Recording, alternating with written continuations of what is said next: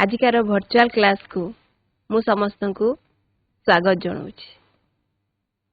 आज आम अष्टम श्रेणी विज्ञान पढ़ा। को विषय पढ़ा पिला माने जान ना? ठीक अच्छे मु कहूँ।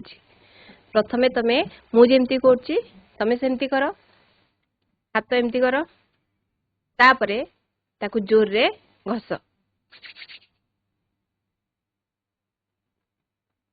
कर, तापरे निज गालरी छुआ।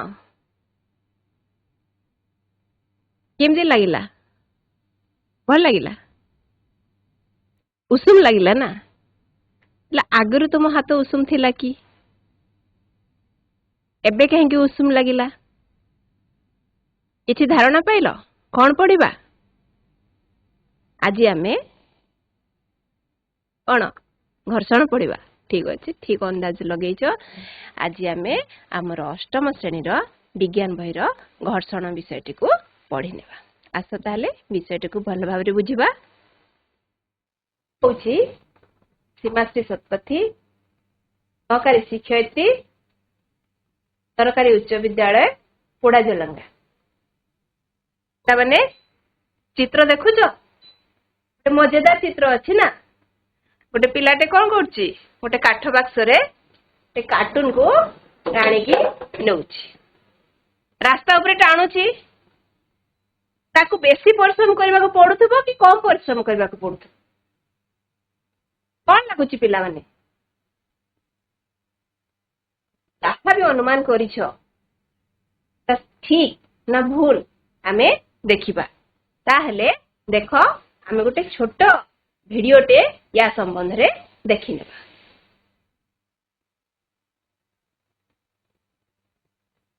How do things move in real life? Say a ball is moving on a flat ground and there's no external force acting on it. Will the ball eventually come to a halt? Yes, it will. Have you ever wondered why? Say you're skating on an ice rink and your friend is skating on the road. Whose movement do you think will be smoother? Definitely yours. When you hold a bottle in your hand, why doesn't it just slip through and fall? Sometimes when you're walking around in a mall, do you remember seeing a caution sign to warn you about the floor being wet? What explains all this? The answer is friction. The reason why the ball eventually comes to a halt is because of the force of friction. The reason why skating on an ice rink is easier because the force of friction is lesser there. The bottle doesn't slip through because the force of friction between your hand and the bottle doesn't allow it to do so. If the floor is wet, the friction offered by it reduces and there are chances that you might slip and fall. So what is this friction we are talking about? It's quite easy to understand its concept. Friction is nothing but a force. It is the force exerted by a surface where an object moves across it. In the first case, when the ball is moving in this direction, the force of friction is acting in the opposite direction.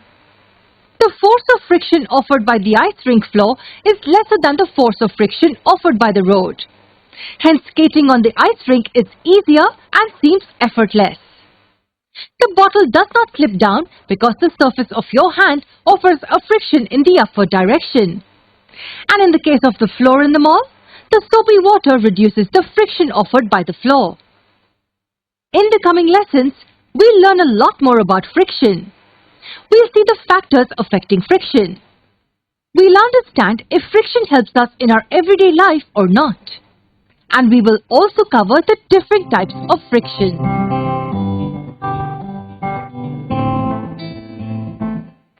How do things move?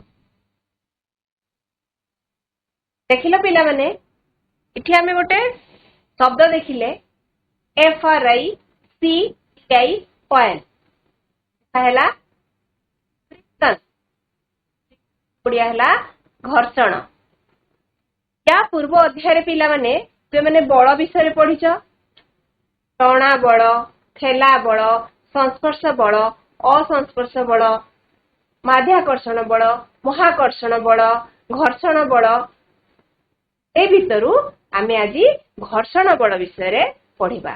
भाबुची A video देखिकी तो मैंने किछिटा गोटे घर्षण विषय गोटे आइडियाटे पाई जाइछ।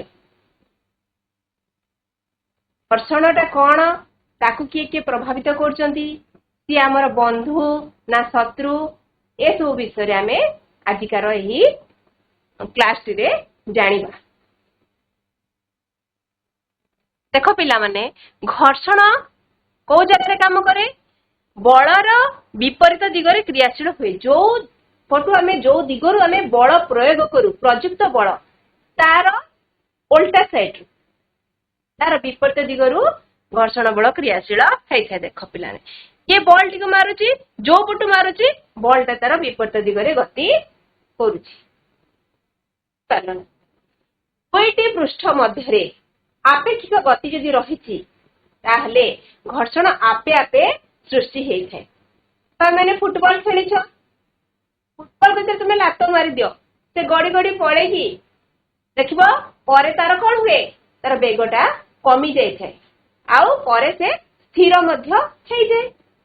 ताले काहे कि से स्थिर हुए ए घर्षण बल जोगु बल पृष्ठ एवं पड़िया पृष्ठ मध्य घर्षण बल सृष्टि होइଥାଏ। तमे जेंतु दुई हाथ घसिल दुई हाथ पृष्ठ मध्य घर्षण बल सृष्टि होला सेही परी जदि आमे बॉल को मारुचे से बॉल पृष्ठ एवं पड़ियार पृष्ठ मध्य घर्षण बल सृष्टि हुए जहा फल फुटबॉल गति धीरे धीरे कौन हुए कमी जाए आउ से फुटबॉल टी कौन हुए परे पुणी स्थिर हो जाए। देखुछ ना चित्र ए घर्षण को जो प्रभावित करथवा कारक किए किए आ उपरे प्रभाव पकोछ संस्पर्श दुईटी पृष्ठ पाई घर्षण उक्त पृष्ठ द्वयर मसृणता उपर निर्भर करे। मसृणता माने चिकण तो प्रथम कारक किए ना पृष्ठर मसृणता दुईटी पृष्ठ यदि अधिक चापी हो गला ताहले दुई पृष्ठ अणु मानक मध्यरे एक प्रकार आकर्षण सृष्टि हुए। आकर्षण को असंजन बल कहुए। संस्पर्श दुईटी पृष्ठर असमतलता बा बंधुरता द्वारा घर्षण प्रभावित होइଥାଏ। कौन देखले ना पृष्ठर असमतलता बा बंधुरता बंधुरता माने खदड़िया प्रभाव पकईଥାଏ कहा उपरे घर्षण उपरे। ताहले घर्षण उपरे प्रभाव पकोथबा तीन गोटी कारक आमे देखिले। वर्तमान आमे देखिबा घर्षणर प्रकार भेद कौन कौन देखुछ तुमे माने साइड रे कौन देखुछ तुम सामने रे हेडिंग अछि गोटे स्थैतिक घर्षण आ गोटे अछि चरम घर्षण एवं अन्यटी हला हमर गतिज घर्षण।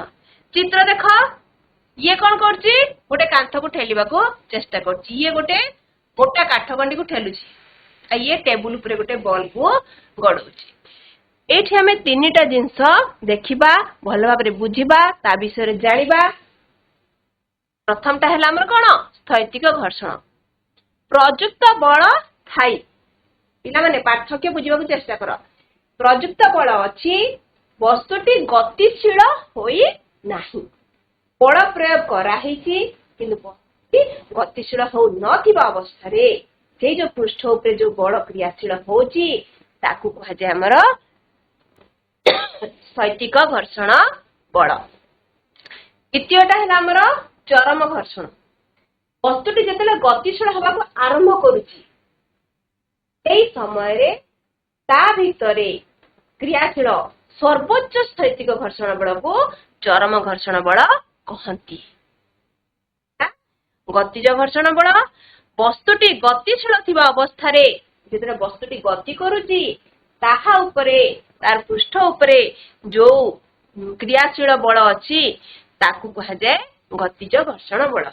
पिला माने 1 मिनिट समय देछि टिके लिखि दियो जेहेतु तुमर अष्टमर ए वर्ष बोर्ड परीक्षा अछि आ ए प्रश्न आसीबार प्राय संभावना थाए। पिला माने पार्थक्य दर्शाओ चरम घर्षण गतिज घर्षण स्थैतिक घर्षण बा संक्षिप्त टिप्पणी लेख टिके पिला माने लिखि दियो ताकू तुम निज विज्ञान खाता टिके लिखि दियो जे परीक्षा रे तुमे ताकू नोट्स टाइप रो व्यवहार करि पारिबो। ए प्रकार घर्षण देखिले आमे स्थैतिक घर्षण जोटा कि बड़ प्रयोग अछि किंतु गतिशील होई नाही एटा स्थैतिक घर्षण।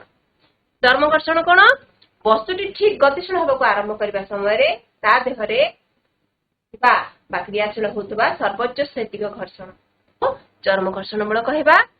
एवं शेषटी होची गतिज घर्षण। वस्तुटी जेतले गतिशील अवस्था रे अछि वस्तुटी जेतले गतिशील अवस्था रे अछि ता पृष्ठ रे क्रियाशील घर्षण बळ को कहा जाय गतिज घर्षण।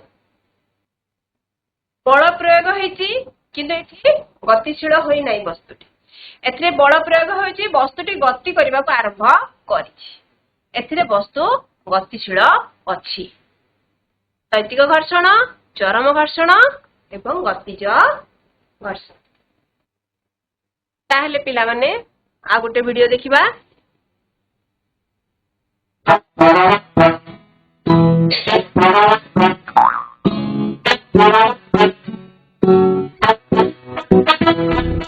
लाला जी ने केला खाया, केला खा के मुंह पिचकाया, केला खाकर मुंह पिचकाया, मुंह पिचकाकर छिलका फेंका, छड़ी उठाकर कदम बढ़ाया, कदम के नीचे छिलका आया, लाला जी गिरे धड़ाम, हड्डी फसली दोनों टूटी, मुंह से निकला हाय राम, हाय राम, हाय राम, हाय राम, हाय राम।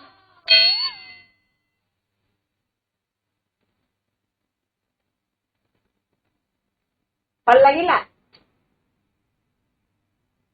लागिला पिला माने आउ थोड़ी देखिबा।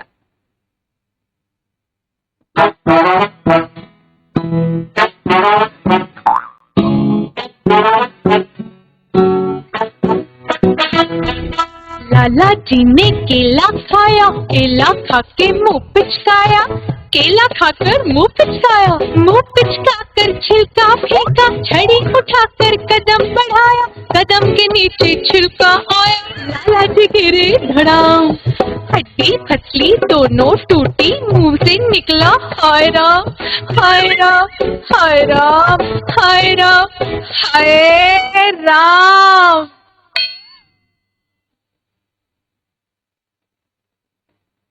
आउ थरे काई देखेली पिला माने प्रथम थर तुमको मजा आसिला देखिदेल पिला बेल कथा मन पकेल एथर कौन बुझिल आउ थरे देखेली जे ता भितरे कौन अछि कौन लक्ष्य कल।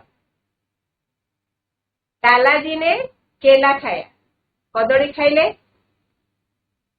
केला खाकर मुंह पिचकाया पुचके पुचकी कदड़ी खाईदेले तापरे मुंह पिचकार छिलका हेगा पा पकई देले तापरे कौन कले छड़ी उठाकर कदम बढ़ाया बाड़ी धरी की चाली स्टार्ट कर ले कदम के नीचे छिलका आया आसीगला मोर मेन पॉइंट कदम के नीचे छिलका आया गोड़ तले कौन आसिला कदड़ी चोपा लालाजी गिरे धड़ाम हड्डी फसली दोनों टूटी मुंह से निकला हायरा।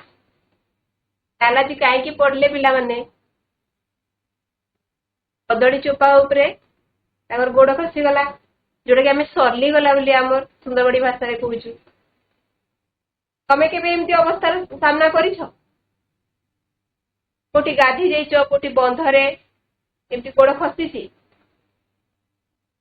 कहीं हुए ना गाधीला बेले तो समस्त हाथ साबुन थरे ना थरे खसी ना साबुन लगेला बेले हाथ साबुन खसी जाए कहीं हुए आस देखा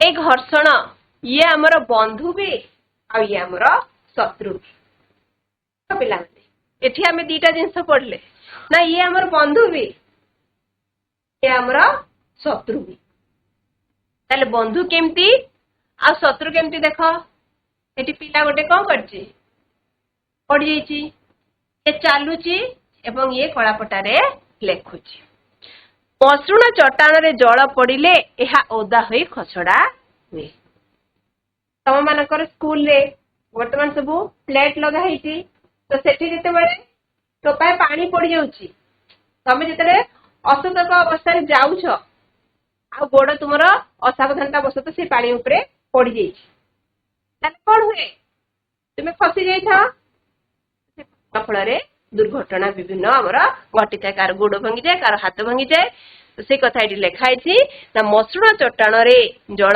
ପଡିଲେ ଏହା ଓଦା ହୋଇ ଖସଡା ହୁଏ ଏବଂ ସେହି ଚଟାଣ ଉପରେ ଚାଲିଲେ ଗୋଡ ଖସିଯାଇ ଦୁର୍ଘଟଣା ଘଟେ ମାନେ ଦୁର୍ଘଟଣା ଘଟିଲା ଏଇଟା ଆମର ଭଲ ହେଲା ନା ଖରାପ ହେଲା ଆମର ବନ୍ଧୁ ହେଲା ନା ଶତ୍ରୁ ହେଲା କଣ ହେଲା ପିଲାମାନେ ଭଲ ହେଲା କି ଆମର ଖରାପ ହେଲା ତେଣୁ ଏଇ କ୍ଷେତ୍ରରେ ଘର୍ଷଣ ଆମର ଶତ୍ରୁ ହେଲା ପଏଣ୍ଟକୁ ଆସିବା ଘର୍ଷଣ ନଥିଲେ ଚାଲିବା ସମ୍ଭବ ହୁଏ ନାହିଁ ଘର୍ଷଣ ନଥିଲେ ଚାଲିବା କେମିତି এই ଚିତ୍ର ଦେଖୁଛ ଜଣେ ଚାଲୁଛି ଯେତେବେଳେ ଚାଲୁଛି ତାର ପାଦ ଏବଂ ଭୂମି ଭିତରେ ଘର୍ଷଣ ବଳ ସୃଷ୍ଟି ହେଇଛି ଆଉ ଗୋଟିଏ ପାଦ ସ୍ଥିର ରହିଲେ ହିଁ ଅନ୍ୟ ପାଦଟି ଆଗକୁ ଆମେ ପକାଇ ପାରିବା ଏ ପାଦ ଭୂଇଁରେ ରହୁଛି ଆର ପାଦଟି ସେ ଆଗକୁ ପକଉଛି ଚିତ୍ର ଦେଖୁଛ ନା ତାହେଲେ ଯଦି ଏଠି ଘର୍ଷଣ ନଥାନ୍ତା ତାର ପାଦ ଭୂମି ଭିତରେ ଯଦି ଘର୍ଷଣ ହୁଅନ୍ତା ନାହିଁ ତାହେଲେ ଆମେ ଚାଲିପାରନ୍ତେ ନାହିଁ ତାହେଲେ ଏଇ କ୍ଷେତ୍ରରେ ଘର୍ଷଣ ଆମର ବନ୍ଧୁ ହେଲା ନା ଶତ୍ରୁ ହେଲା କଣ ହେଇଥିବ କରିଛ ଘର୍ଷଣ ଆମର ବନ୍ଧୁ ହେଲା ଏବେ ଆସିବା ଆମେ ତୃତୀୟ ଚିତ୍ର କଳାପଟଟା ଯଦି ପୁରା ଚିକଣ ହେଇଗଲା ତାହେଲେ ଆମେ ଠିକ ଭାବରେ ଲେଖିପାରୁ ନାହିଁ ତ ପୁରା ଚିକଣ ହେଇ ଯଦି ଟିକେ ଖଦଡିଆ ଥାଏ କଳାପଟଟା ତା ଫଳରେ ଆମେ ଚକରେ ଯାହା ଲେଖୁ ଲେଖି ହୋଇଥାଏ ଏ କ୍ଷେତ୍ରରେ ମଧ୍ୟ ଘର୍ଷଣ ଆମର ବନ୍ଧୁ ହେଇଥାଏ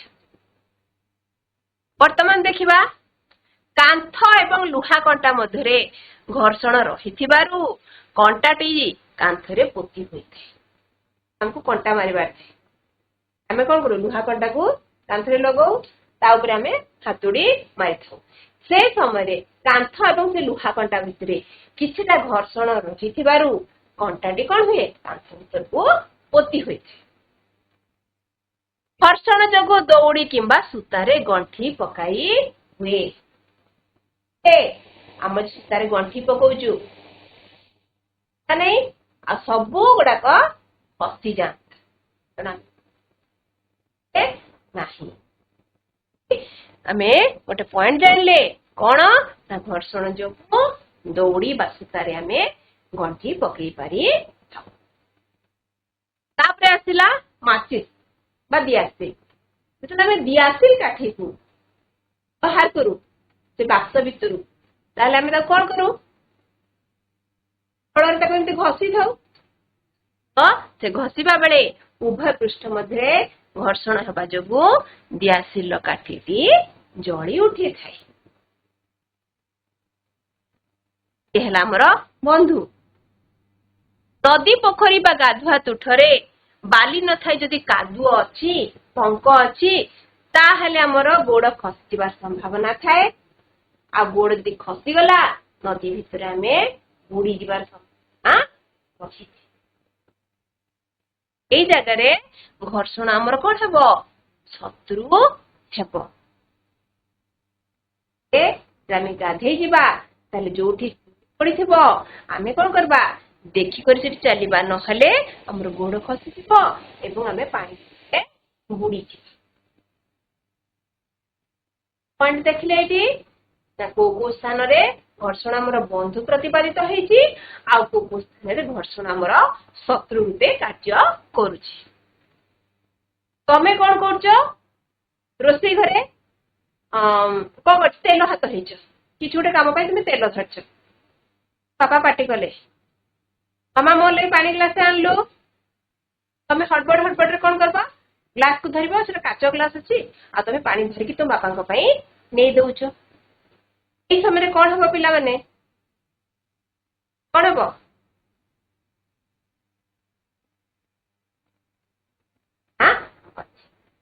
କାହିଁକି ନା ତମ कौन लगी पूर्वर तेल लगी कणिया रही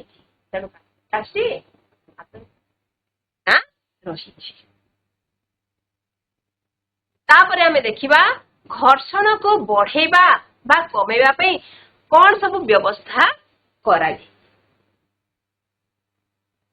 कैरम बोर्ड खेल ना समस्त स्कूल रे कैरम बोर्ड अच्छी कैरम बोर्ड खेलवा आगु आमे कौन करू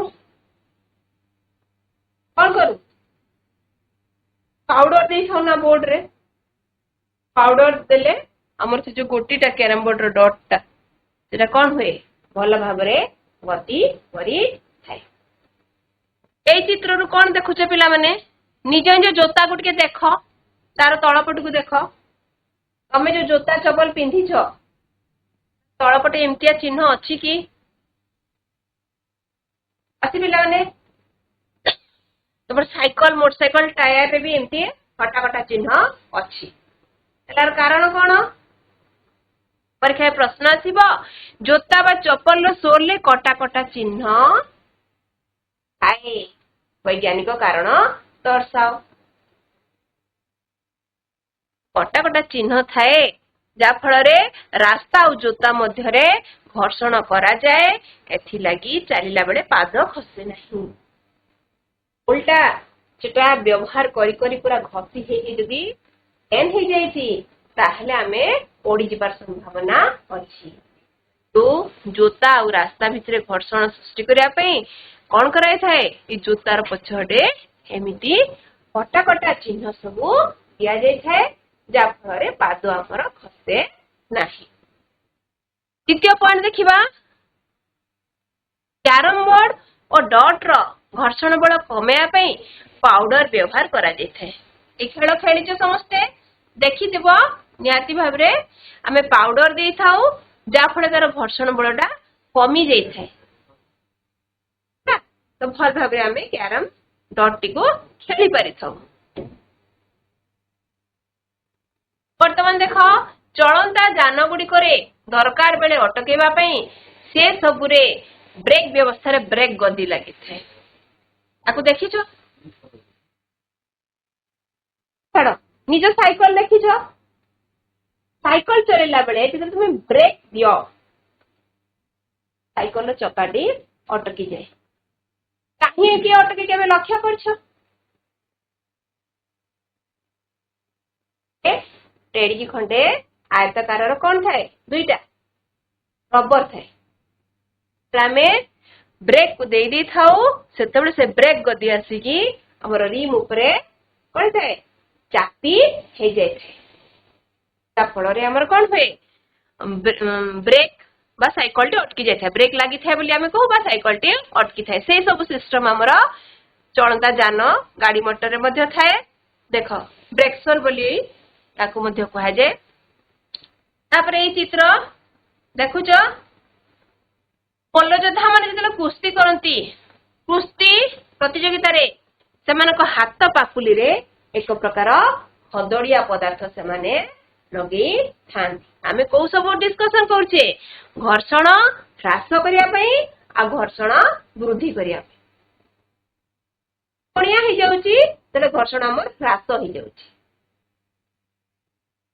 तम घर में पिला माने पंखा बेले बेले साउंड होता है घर कबाट गुड़ाक खोलना बेले के का साउंड होता है जो शुणा भल लगे नहीं से आम कौन करू पिला माने तेल पोड़ा मोबिल तेल टे देदेले ए शब्दटा कमी जाए से क्षेत्र में कौन करूँ ताको चिकन करे तार घर्षण टाक कमे ह्रास कर पॉइंट आसला मल्लयोद्धा माने कुस्ती प्रतियोगिता रे तांको हाथ पापुली रे एक प्रकार हदड़िया पदार्थ लगाई थांती तापरे एबे सरछि तुमर मकर मकर रे हमें कोन करू गुड़ी गुड़िया पे जो सूता हमें व्यवहार करथाउ से सूता रे अठा और काच गुंड को मिसे की बोड़ा जाय थाए या द्वारा सूता मध्य अधिक घर्षण सृष्टि होई गुड़ी सूता कटि जाए काटि थाउ आमे निज गुड़ी सूतारे कौन लगे थाउ अठा एवं काच ଗୁଣ୍ଡ। କଳକାରଖାନାରେ ଥିବା ଯନ୍ତ୍ର ଗୁଡ଼ିକରେ ଘର୍ଷଣ ହ୍ରାସ କରିବା ପାଇଁ ସେଥିରେ ତେଲ, ଗ୍ରୀଜ କିମ୍ବା ଗ୍ରାଫାଇଟ୍ ପାଉଡର ଇତ୍ୟାଦି ବ୍ୟବହାର କରାଯାଇଥାଏ। ଉଦାହରଣ ଦେଲି, ଦେଇଥାଉ ଆମେ ମାନେ ଶବ୍ଦ ବାହାରିଥାଏ ଆମ କବାଟରୁ, ଝରକାରୁ। ସେହିପରି କଳକାରଖାନାରେ ଯନ୍ତ୍ର ଗୁଡ଼ିକରେ ଘର୍ଷଣ କମେଇବା ପାଇଁ ତେଲ, ଗ୍ରୀଜ ବା ଗ୍ରାଫାଇଟ୍ ପାଉଡର ବ୍ୟବହାର କରାଯାଇଥାଏ। ତାପରେ ଆସିଲା ଆମର ପିଲାମାନେ ପ୍ରବହ ଘର୍ଷଣ। ପ୍ରବହ କହିଲେ କଣ? ଉଭୟ ତରଳ ଏବଂ ଗ୍ୟାସୀୟ ପଦାର୍ଥକୁ ପ୍ରବହ କୁହାଯାଏ। କାହାକୁ ପ୍ରବହ କୁହାଯାଏ? ବିଜ୍ଞାନ ଭାଷାରେ ତରଳ ଆଉ ଗ୍ୟାସୀୟକୁ ପ୍ରବହ ମାନେ ଯେ ବହେ। ତରଳ ଓ ଗ୍ୟାସୀୟ ପଦାର୍ଥ ବିଶିଷ୍ଟ ମାଧ୍ୟମରେ ସଜୀବ ଓ ନିର୍ଜୀବ ମାନେ ଯେତେବେଳେ ଗତି କରନ୍ତି ଏକ ପ୍ରକାର ଘର୍ଷଣ ବଳ ଗତିଶୀଳ ବସ୍ତୁ ଉପରେ କ୍ରିୟାଶୀଳ ହୋଇଥାଏ, ଆକୁ ପ୍ରବହ ଘର୍ଷଣ କୁହାଯାଏ। ଜାହାଜଟା ପାଣି ଉପରେ ଗତି କରୁଛି, ଗତି କରୁଛି, ଏଠି ଯୋଉ ଘର୍ଷଣ ବଳ ସୃଷ୍ଟି ହଉଛି ତାକୁ କୁହାଯାଏ ପ୍ରବହ ଘର୍ଷଣ। ପ୍ରବହ ମଧ୍ୟରେ ଗତି କରୁଥିବା ବସ୍ତୁ ଉପରେ କ୍ରିୟାଶୀଳ ଘର୍ଷଣ ବଳକୁ ଡ୍ରାଗ ବୋଲି କୁହାଯାଏ। ଏ ଚଢେଇ ମାନେ ଏମାନେ କୋଉଠି ଉଡୁଛନ୍ତି? ବାୟୁରେ ଉଡୁଛନ୍ତି, ତ ତାଙ୍କ ଉପରେ କ୍ରିୟାଶୀଳ ଘର୍ଷଣ ବଳକୁ ଡ୍ରାଗ ବୋଲି କୁହାଯାଏ। ଏରୋପ୍ଲେନ କୋଉଠି ଉଡୁଛି? ବାୟୁମଣ୍ଡଳରେ। ବାୟୁମଣ୍ଡଳରେ ଯେତେବେଳେ ସେ ଉଡୁଛି ସେତେବେଳେ ତା ଦେହରେ ଯୋଉ ବଳ କ୍ରିୟାଶୀଳ ହଉଛି ସେ ଘର୍ଷଣ ବଳକୁ ଡ୍ରାଗ ବୋଲି କୁହାଯାଉଛି। ପ୍ରବହ ମଧ୍ୟରେ ଗତିଶୀଳ ହେବା ପାଇଁ ବସ୍ତୁମାନଙ୍କୁ ପ୍ରବହ ଘର୍ଷଣ ଅତିକ୍ରମ କରିବାକୁ ପଡେ। ଏହା ଦ୍ୱାରା ଗତିଶୀଳ ବସ୍ତୁର କିଛିଟା ଶକ୍ତି ହ୍ରାସ ପାଇଥାଏ। ପ୍ରବହରେ ଗତି କରିବା ସେତେବେଳେ ଆମକୁ କିଛି ଶକ୍ତି ହରାଇବାକୁ ପଡିଥାଏ। ପ୍ରବହ ଘର୍ଷଣକୁ କୋଉ କୋଉ କାରକ ପ୍ରଭାବିତ କରୁଛନ୍ତି? ଗୋଟେ ହେଲା ବସ୍ତୁର ବେଗ, ବସ୍ତୁର ଆକୃତି, ଆଉ ସେ ପ୍ରବହର ପ୍ରକୃତି ବା ଧର୍ମ। ଏ ଜିନିଷ ଉପରେ ନିର୍ଭର କରେ ଆମର ପ୍ରବହ ଘର୍ଷଣ। ବସ୍ତୁର ବେଗ, ବସ୍ତୁର ଆକୃତି ଆଉ ପ୍ରବହର ପ୍ରକୃତି ବା ଧର୍ମ। ଦେଖିଦିଅ, ଏଇଟା 1 ମାର୍କିଆ କ୍ୱେଶ୍ଚିନ୍ ଆସେ। ପ୍ରବହ ଘର୍ଷଣକୁ କେଉଁ କେଉଁ କାରକ ମାନେ ପ୍ରଭାବିତ କରିଥାନ୍ତି?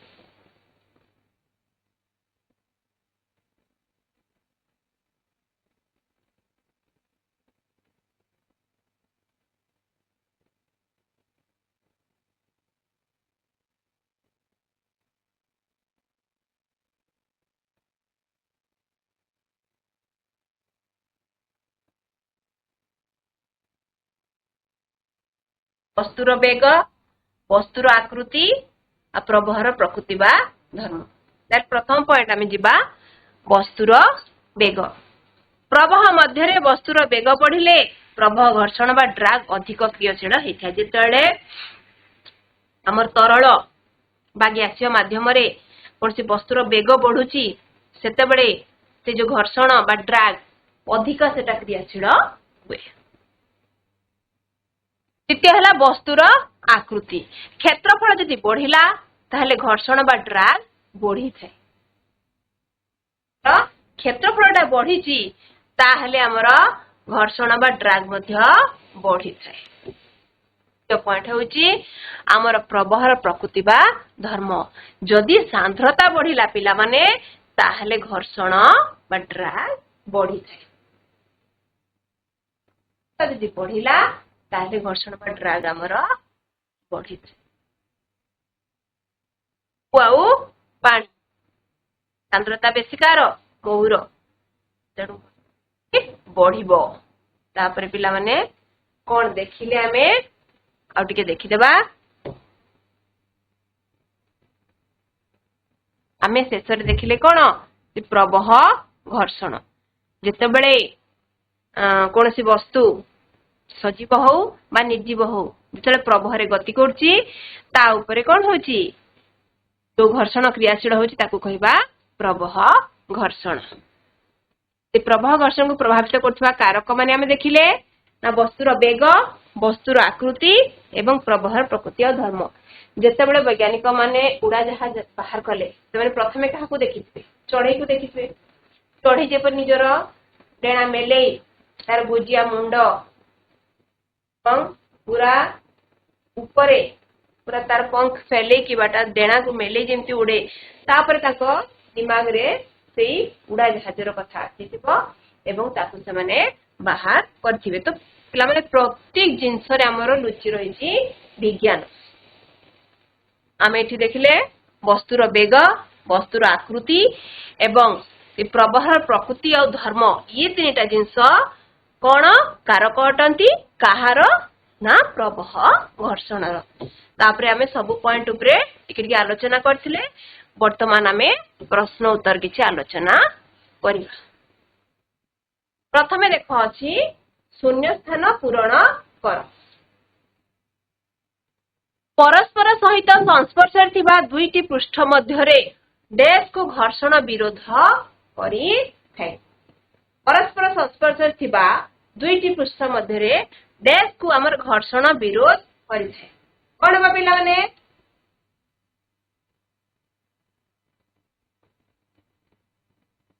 ଦେଖ ପ୍ରଶ୍ନକୁ ଧ୍ୟାନ ଦେଇକି ଟିକେ ଦେଖ। ପରସ୍ପର ସହିତ ସଂସ୍ପର୍ଶରେ ଥିବା ଦୁଇଟି ପୃଷ୍ଠ ମଧ୍ୟରେ କୋଉ ଜିନିଷଟାକୁ ଘର୍ଷଣ ଆମର ବିରୋଧ କରିଥାଏ?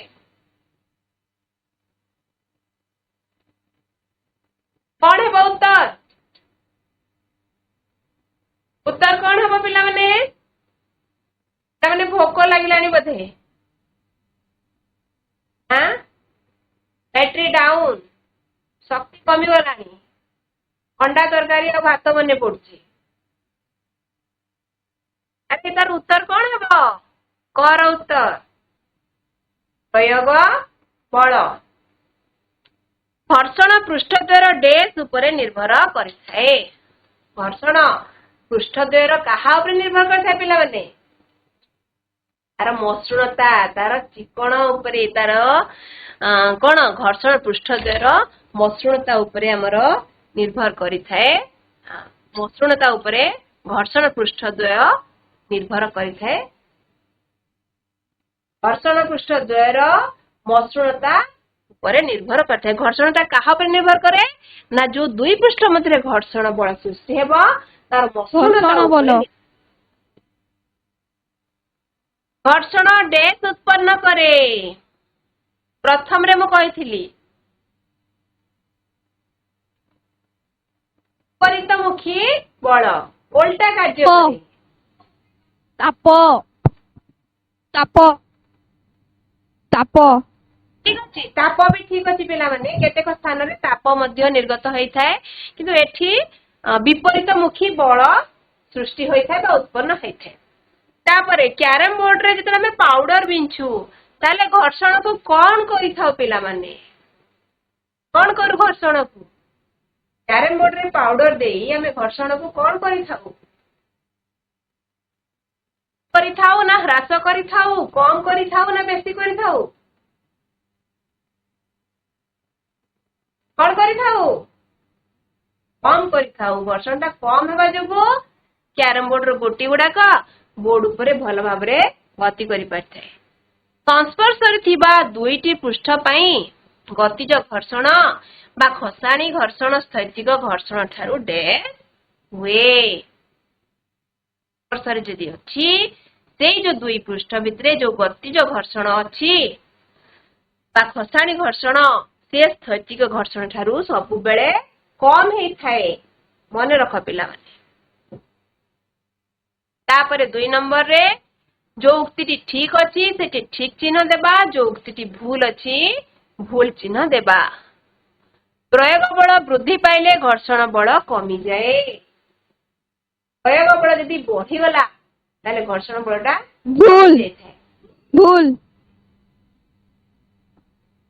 ଭୁଲ ପିଲାମାନେ ଠିକ ଉତ୍ତର ଦେଇଛ।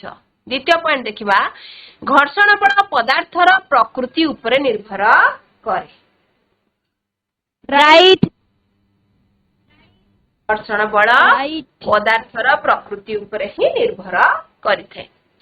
କାଠ ଗଣ୍ଡି ଗୁଡିକର ଗୋଲାକାର କଲେ ସହଜରେ ଘୁଞ୍ଚେଇଥାଏ। ଯଦି ଆମେ ଗୋଲ ସହଜରେ ତାକୁ ଘୁଞ୍ଚେଇ ପାରିବା। ଠିକ ଅଛି ପିଲାମାନେ, ବହୁତ ସୁନ୍ଦର ଉତ୍ତର ଦଉଛ। टिके अन्यमनस्क हो जाइतिलो बोधे एबे पूरा लाइन को पळे आसलो ठीक उत्तर दउछ धन्यवाद प्रवाह घर्षण प्रवाह मध्यरे वस्तुर वेग उपरे निर्भर करिथाय एबे जस्ट कहली लास्ट रे प्रवाह घर्षण उपरे Right. प्रवाह घर्षण Right. प्रवाह मध्यरे Right. अच्छी पिला माने हमें तीनटा पॉइंट देखिले से भितर प्रथम पॉइंट थिला वस्तुर वेग तेणु ए उक्तिटी ठीक अछि कठिन पदार्थ को प्रवाह कहंती ये ठीक अछि ना भूल भूल भूल भूल भूल भूल बहुत सुंदर उत्तर देइछ तरल एवं गैसीय को प्रवाह कह जाय कठिन को प्रवाह कह जाय नाही खूब सुंदर उत्तर देइछ पिला माने आ अल्प टिके अछि देखो घर्षणर दुईटी उपकारिता एवं दुईटी अपकारिता ते समस्तकर उत्तर अलगा हेबो मु उत्तर कहि दउची देखो समस्तर उत्तर अलगा अलगा हेबो घर्षण जो आमे चली पारि चलीबा संभवपर होई पारथाय ये हला उपकारिता अन्य को उपकारिता हला घर्षण जोगु आमे कागज रे लेखि पार तमे आउ भी किछि लेखि पारबो उत्तर रे तापरे आमे देखिबा अपकारिता अपकारिता हला घर्षण जोगु जंत्र उडिकर दक्षता कमी जाय बारंबार घर्षण जोगु मेसिन गुडा कोन हुए धीरे धीरे खराब हो जाए ताकर दक्षता कमी जाय छै अन्य एक पॉइंट हला घर्षण जोगु उत्पन्न ताप शक्ति जंत्र गुडिकर क्षति घटई थाए या स्थान रे तुमे अन्य उत्तर मध्ये लिखि पारो निज मनरु घर्षण दुईटी उपकारिता एवं दुईटी अपकारिता तुमे माने लिखि पारो एसो परीक्षा रे आसी पारे पिला माने टिके ध्यान देई के ताकू बुझिबा को चेष्टा करो घर्षण विषय टिकु पढिबो तापरे तुम पे गोटे गृह कार्य अछि तुम दैनंदिन जीवन रे केउ क्षेत्र रे घर्षण तुमको सहायता करूची आ को क्षेत्र रे तुमको से विरोध करूची एई संक्रांत रे तुमे किछिटा चित्र संग्रह करी तुम विज्ञान खाता रे ताकू अठा देकी लगेइबो एवं तुमर विज्ञान ओ देखैबो